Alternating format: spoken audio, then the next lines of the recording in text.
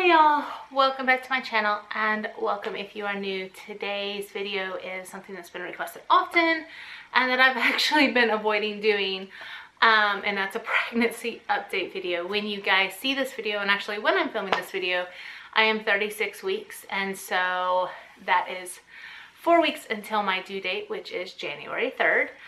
And y'all, I am ready for this kid to be out of me. So, but not right now because it's not safe. I'm gonna show you all my baby bump. So here is the little baby bump at 9 months, and I am going to sit here. This video is going to be a little bit different than just a regular update. This is more of a what I wish I knew before I got pregnant video. And the reason why I avoid kind of doing this video is my pregnancies, forgive this, but totally suck and are miserable, and I cannot stand them. I love the result, but I hate the process. So I have talked to some other friends, so it's taken me a while to kind of get all this information together about things that we all wish we knew before we got pregnant. So I'm going to start off with what my friends wish they knew, and then I'm going to go into details about my pregnancies and why I don't really like them, and what I wish I had known and how that would have helped us. And that is really the reason why I'm doing this video, is because I realized that if I had found somebody on YouTube that talked about these things, it might have made my life a little bit easier. So I'm gonna bring y'all a little bit closer to me. I've got my ammunition here of apple cider, my phone with my notes. So if you see me looking down, it's because I'm looking at these. But so I'm gonna go over, like I said, kind of what my friends put in that they wish they had known beforehand, and then go into what I wish I had known beforehand. So a couple of them wish that they knew that they had different options besides going to a doctor or a hospital. I personally have done a midwife with this baby and with our son, and I really like midwives.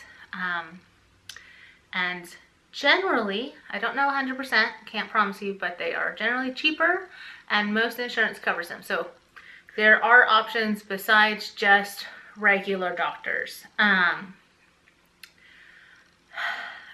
don't know what there are besides midwife and doctors, but there's other options out there. They wished that they had known that they did not have to deliver the baby by being induced, because the doctor was going on vacation next week. So what happened was she was induced for the convenience of the doctor, so that the doctor could go on vacation the following week, which was when her due date was. Not all doctors do this. That's just her personal experience. Also that, and this is her words, they didn't have to drink the stupid glucose drink, but could have had jelly beans or something else. So yeah, I have heard that stuff is really, really nasty. So yeah, that's, she had known about lip and tongue ties beforehand. This can really hinder breastfeeding. There are different ways to get iron inside of you, to take iron supplements instead of prescription iron supplements, which she says causes constipation for her.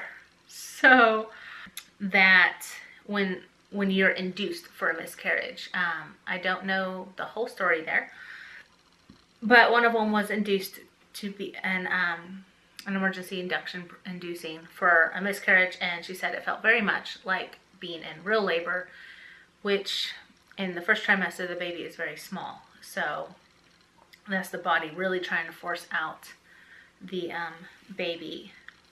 That using a breast pump can naturally induce labor. Also, she says you do not necessarily know when your water breaks and if you pee yourself unless you eat asparagus. And she is pregnant again, And she says that she will be eating asparagus the last 2 weeks that she is due, based off of her previous experience of the water breaking so early. So that is actually the only way she knew that her water had broken and that she had not peed herself, was actually because she had been eating asparagus, and it makes your pee smell. So that is something that she had wished she had known. I have, okay, so my list is a lot longer. They gave me just different lists of things, and a lot of friends' stuff overlapped. But I'm going to talk about kind of some funny things and fun things that actually happen in pregnancy, but the main, and also the reasons why I just don't like being pregnant, and why we have decided that it is actually probably not even safe for me to get pregnant again, so we will not be trying for any more kids naturally this way. And one of the biggest reasons for that is HG, and I cannot pronounce what that actually is, so I will put it down here on the screen for you. But it is a severe form of morning sickness, and I know, like, I wish I had known about this before I had HG with my son Caden, and it is extravagantly unpleasant. I threw up I joke with people when I talk about it, because I don't want to go into the severity of it, but I joke, oh, if I threw up 3 or 4 times, I had a good day. The reality is I never actually threw up that small amount. If I threw up 20 times that day, it was actually a good day. My average was between 40 and 60 times a day. If I had bile in my stomach, sometimes I would just throw up that. If I yawned too big, I would throw up. So I threw up water, I threw up literally everything. There was some concerns with malnourishment, dehydration, malnourishment of my son. And I honestly had a mild case of it. I was able to find, and this is just my recipe, so if some of you ladies are having nausea and trouble with water, I mix some ginger syrup, lemon juice, and water together, and you fiddle with it until you find a ratio that works for you. And that I had to have that every time mixed into my water for, I discovered it on month 3 or 4. Is how I figured that out. So basically for 6 months, if I drank water without that in it, I would throw up the water. So that was the only thing that kept me out of the hospital for dehydration. It is very emotionally and physically, mentally taxing and exhausting. And I actually developed PTSD from it. If someone would ask me if I was going to have a baby or get pregnant again, I would kind of either have to hang up the phone, or I would run out of the room. I would convulse, shake violently at the sheer thought of getting pregnant again. And that was something I had to work through. Obviously I worked through it because I'm pregnant again. But this is something that I wish I had known before I got pregnant. I wish I had known that there was a community out there that could have helped me through it. I wish that we had known about it to help my husband understand why his wife would keep a pillow in the bathroom. He would come home from work. Like I literally, we got married and I quit my job because I wanted to be a stay-at-home wife, and we were going to be able to do that. And our son was a honeymoon baby, and I got sick a week after getting pregnant with him, is when my HG started. So I would have had to have quit my job anyways, because I spent most of the days, especially in my first and third trimester when it was the worst, laying on the bathroom floor because I didn't have enough energy to get up and make it into my bed. So I kept a pillow on the floor in our bathroom next to the toilet, and that kind of gives you guys an idea. I lost 20 pounds in that time frame. So after I gave birth to my son, I was 20 pounds lighter. So when someone talks about severe morning sickness or HG, it's not your average first 3 months, and it is an extravagantly hard mentally, emotionally, physically experience. My first trimester, I threw up so much that I actually had a 6-pack, and my muscle tone stayed really strong and firm to where a midwife is able to feel where your uterus is.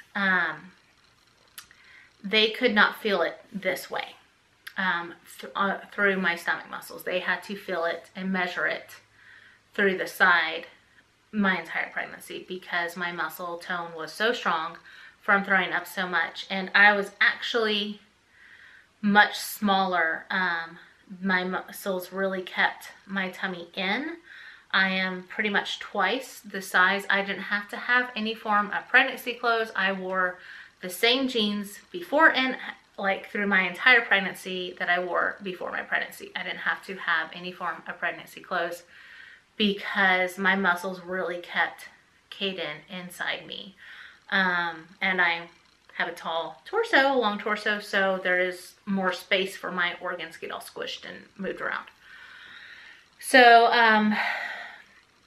that caused a lot of problems for me. It also caused a change in the ability of what kind of foods I could tolerate. So after I gave birth to my son, and I developed an intolerance to grains, and not just wheat or gluten, but all grains. So I couldn't have rice, I couldn't have wheats, I couldn't have anything that was a grain. It took me a year of an elimination diet to find that out. Another friend who didn't have HG, but she developed an intolerance to dairy. So you can develop an intolerance to foods that you never had a problem with before during pregnancy because of the crazy hormones.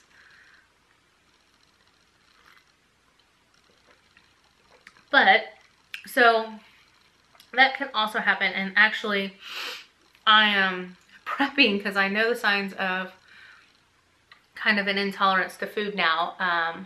But we're just ready to, you know, if I start throwing up a lot again after my daughter is born, like I did with my son, because of the intolerance to grains, we'll know we're going to check grains first, and then we'll go through an elimination process if it's not grains or if it's something besides grains.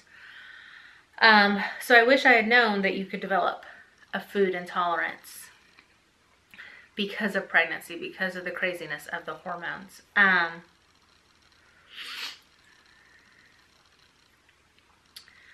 I wish I had known earlier.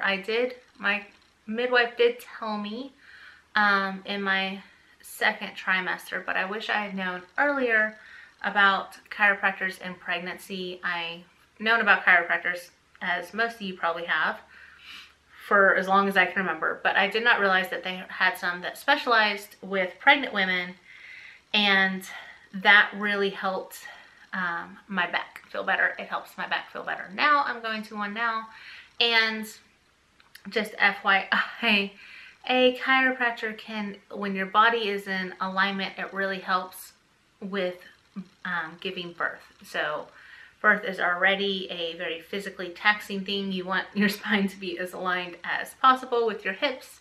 All that jazz is connected. So I just wish I had known earlier so that I could have been going earlier.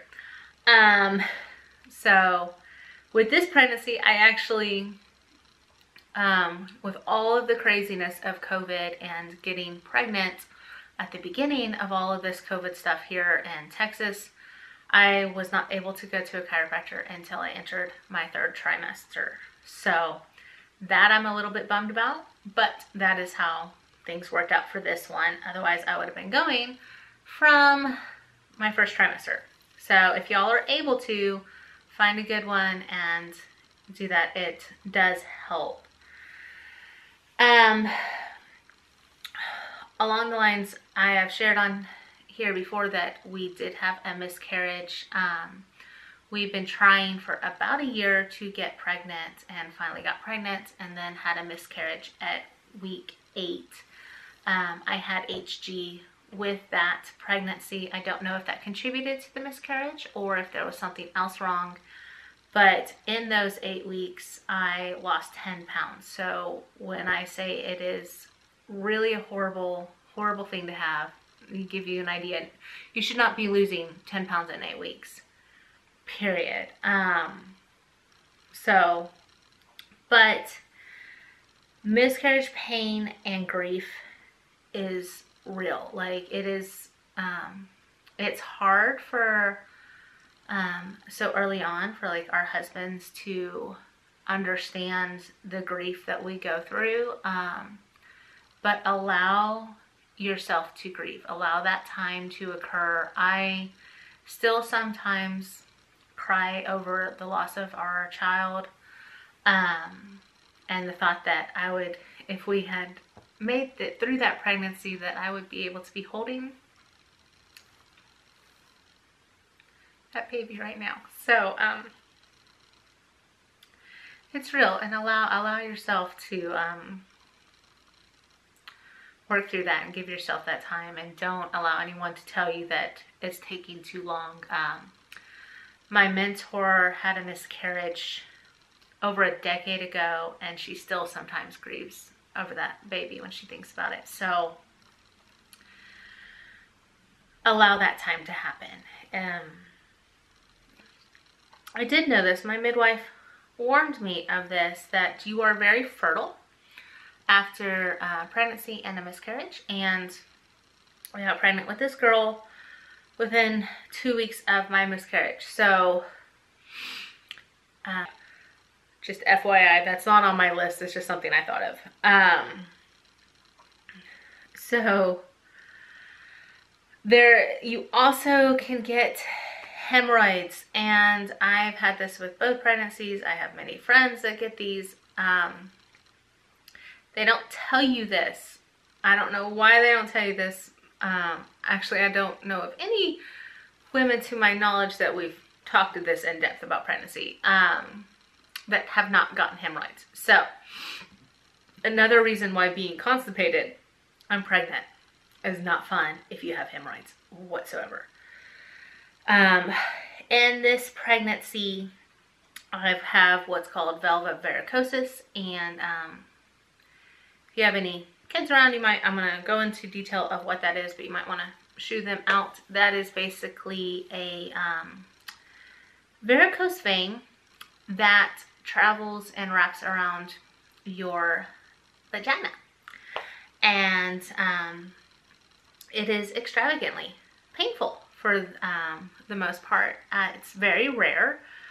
I read somewhere that's like 6% pregnant women get it, and out of those 26, only 4% of them actually have pain from it. I have that right now. That is actually what has put me on like bed rest, because like the varicose veins you see in people's legs, they are swollen with blood. And the difference is that most of them, not all, but most in the legs don't actually hurt. This hurts a lot, kind of like a hot wrought iron. And so when you stand up, blood rushes there, causing the vein to become even bigger, causing more pain. And so I'm basically on a light bed rest due to pain management. So it's also part of the reason why it takes me forever to do most videos right now, because I can really only be standing for 10 minutes before I have to sit and recover from that pain. And the longer you stand, the worse it gets. You cannot push through it. There have been nights where I have had to stand just to be a mother and a wife and things like that, that caused me, by the time we put Kaden down for bed, that my husband is basically carrying me to our bed, because I cannot walk. It hurts so bad. So And, you know, you can't take something like ibuprofen and you cannot have this vein collapse, because no sane doctor would do that to a pregnancy woman on a temporary, thank the Lord. It is basically like 99.9% temporary. It will go away after the child is born. There is some pain management stuff that can help, but ultimately the thing that helps most is just sitting or laying down. I will often sit on ice packs to constrict that vein, and that helps a little bit. But it's gotten to the point now that I am in my 3rd trimester and she is bigger, that there is really not much of anything that helps. We drove across the Metroplex to go to Thanksgiving at my family's, and that was really difficult. We were in the car for about an hour 15 minutes, and just being in that forced seated position that wasn't ideal for this condition. I was in pain the entire time we were there. I had a great time seeing my family. It was nice to see them all, but I won't be doing that this coming Christmas. But then again, this coming Christmas is like a week before my baby's due, so I might actually already have a baby at that point in time. So the plan is that I'm not going anywhere for the rest of this month. That's how things are working out right now. And you know what? I'm okay with that. So, but you know, with that, it is a great idea to do Kegel exercises while you're pregnant. This is something that I knew, but when you have valvular varicosis, that really hurts. And so if you are able to push through that pain, which I am no longer able to do, even with an ice pack, you can have bladder leakage. So that's lots of fun. My son did not move much during pregnancy. It was a bit of a concern. When I had HG, I have been very blessed. And so I've been able to keep more food down, and so she has had a lot more energy and kicking the crap out of me. And she's been moving and kicking since the 4th month. And because of the amount that she actually kicks, I am like bruised. On the inside, my muscles are bruised and hurt and are sore. So you can have big time, like feeling like someone's continually kicking or hitting the same bruise spot over and over again. And that will keep you awake at night. So yeah, I wish I had known that you could have that kind of stomach pain from a baby moving around inside of you. And the last 2 things is that, so with my son, I come from a family, we have very, very fast labors. Thank the Lord, we have fast labors. From my very first contraction to giving birth to my son was only 5 hours long. And these last 2 things kind of combined together in this one story.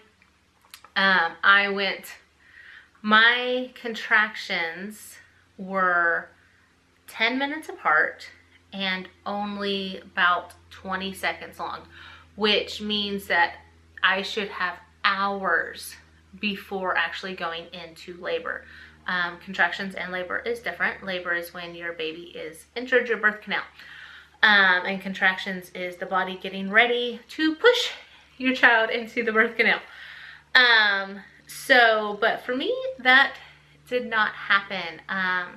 Like I said, when my son entered my birth canal, I was 10 minutes apart in my contractions and they were only 20 seconds long. Normally you're something like 5 minutes apart and they are 30 to a minute and a half long. before you actually go into labor. So that tells you the extreme difference. My midwife had never seen that before. So I cannot judge when I'm going to go into labor based off of my contractions. But when you have contractions, you have to go to the bathroom a lot. So I was sitting on the toilet when he actually entered my birth canal, which broke my water and broke my mucus plug. I didn't know what a mucus plug is.